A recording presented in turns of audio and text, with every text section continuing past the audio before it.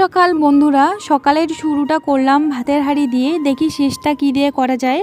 দেখতে হলে অবশ্যই সঙ্গে থাকুন। তো এই যে দেখো, ভাত বসিয়ে দিয়েছি, এইদিকে সবজিও বসিয়ে দিয়েছি।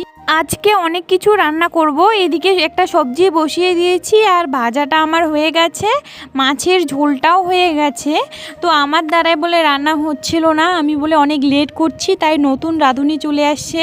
আর আজকে না অনেক কাজ বাড়িতে, একটার পর একটা কাজ লেগেই আছে। তো ওইদিকে রান্না বসিয়ে দিয়ে উপরে এসে কটা ভুট্টা ছোলাচ্ছি মায়ের সাথে, মাকে একটু হেল্প করে দিচ্ছি। তারপর এই যে দেখো আমার সিম্বা বাবা, ওইদিকে অনেক ঘাস আছে, এইদিকে খাবে না, ডিরেক্ট চলে গেছে টিনের উপরে। সন্ধ্যার দিকে মাকে বললাম আমার জন্য একটু চাউমিন করে দিতে, তো মা রাজি হয়ে গেল। তো এই যে দেখো আমার জন্য চাউমিন করে দিচ্ছে।